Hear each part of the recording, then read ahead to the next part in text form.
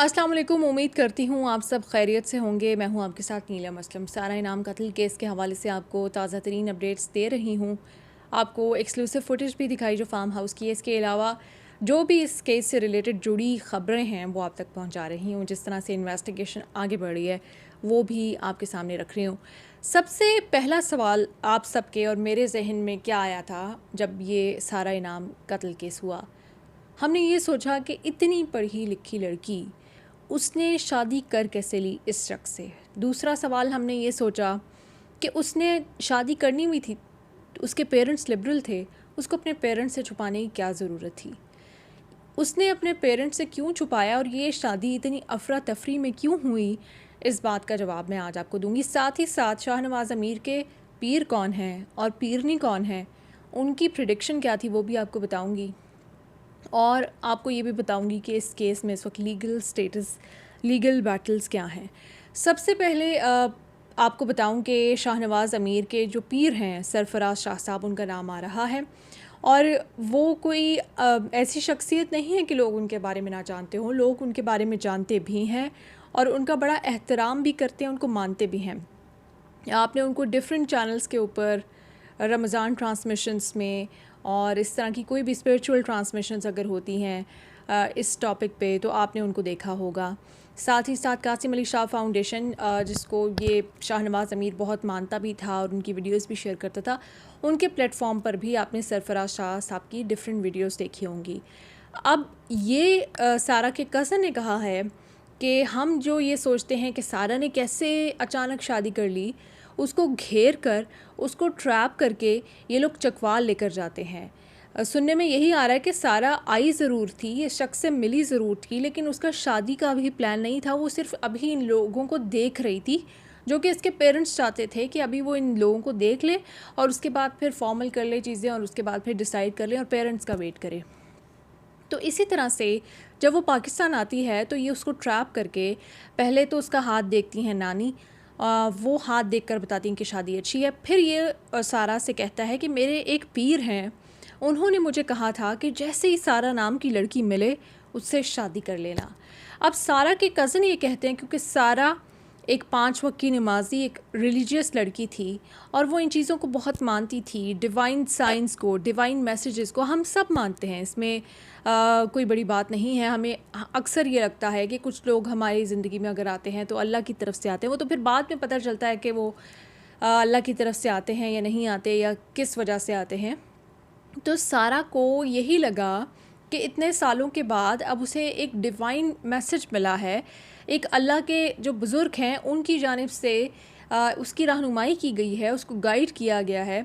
और इस शख्स ने ऐसे उस चीज़ को बढ़ा चढ़ा कर बयान किया कि सारा को भी लगना शुरू हो गया कि वाकई यही वो शख्स है जो उसके लिए बेहतरीन है और यही वो शख्स है जिससे उसकी शादी हो सकती है।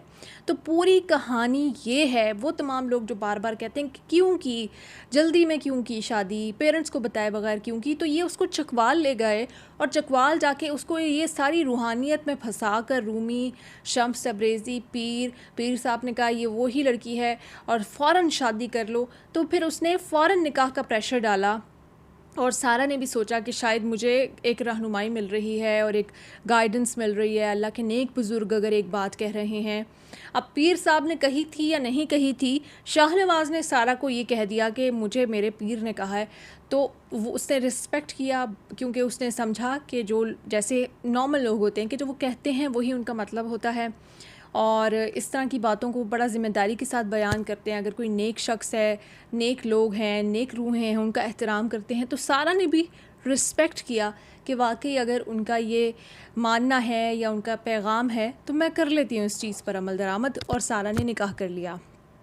और इस वजह से सारा को ख़ुद भी नहीं पता था कि वो निकाह करने आ रही है। सारा ख़ुद भी निकाह करने के लिए यहाँ नहीं आई थी, सिर्फ़ उसको मौके पर उसको ट्रैप करके ये निकाह फ़ौरन आनन फ़ानन करवा दिया गया। तो इस तरह हुआ है ये निकाह। और जो नानी है उनका भी यही बताया जा रहा है कि उन्होंने भी प्रिडिक्शन की थी कि ये शादी बहुत अच्छी जाने वाली है। और वो सिर्फ सारा के बारे में नहीं, बहुत सारे लोगों के बारे में मानने में आ रहा है, सुनने में आ रहा है कि वो प्रिडिक्शंस करती हैं और उनके फ़ैसलों में उनको गाइड करती हैं। और काफ़ी सारी उनको चीज़ें बताती भी हैं पढ़ने के लिए, और ये वो इन चीज़ों में हैं।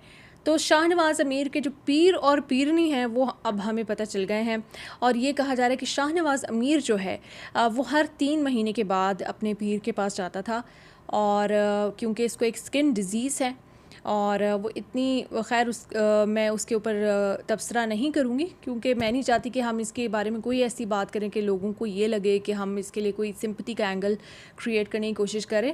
ऐसी डिजीज़ हम सबको भी होती हैं, हम सबको भी, किसी को ब्लड प्रेशर होता है, किसी को डायबिटीज़ होती है, किसी को और कोई इशू होता है। तो इस तरह की एक डिज़ीज़ थी, और उसके लिए वो जाता था और दुआ करवाता था, और मुरीद बना हुआ था, और पता नहीं उनकी बातों पे किस कदर अमल करता था या नहीं करता था, लेकिन सारा को उनका नाम लेकर ही ट्रैप किया कि मेरे पीर ने कहा है कि फ़ौरन शादी कर लो जैसे ही सारा नाम की लड़की मिले। तो ये बात सामने आई थी। साथ ही साथ लीगल स्टेटस में आपको बता दूं कि अब इसका 14 रोज़ा जो जुडिशल रिमांड है उस पर ये है, और अब देखते हैं कि मज़ीद इन्वेस्टिगेशंस में क्या बातें सामने आती हैं। और साथ ही साथ फॉरेंसिक रिपोर्ट अब बहुत इम्पॉर्टेंट हो गई है, क्योंकि उसमें ये जानना बहुत ज़रूरी है कि सारा को जहर दिया गया था उसके कत्ल करने से पहले या नहीं। तो ये अपडेट्स आई थी, मैंने सोचा आपके साथ शेयर करूं कि क्या वजह है, क्योंकि हम सब ये जानना चाहते थे कि सारा ने आखिर क्यों जल्दी में शादी की। जब पेरेंट्स मान गए थे, पेरेंट्स सिर्फ कह रहे थे हमारे आने की, तो क्यों इतनी जल्दी में हो गई। तो ये सारा को ट्रैप किया गया, अल्लाह के नाम पर ट्रैप किया गया, अल्लाह वालों के नाम पर ट्रैप किया गया। और वो उसकी नेक रूह थी, वो अच्छी इंसान थी, वो अल्लाह को मानती थी, वो अल्लाह के प्यारे बुज़ुर्गों का एहतराम करती थी। वो इन बातों में आ गई, उसकी सादगी उसको ले डूबी। ये इस केस के हवाले से अपडेट्स आई थी, सोचा आपके साथ शेयर करूँ। Thank you.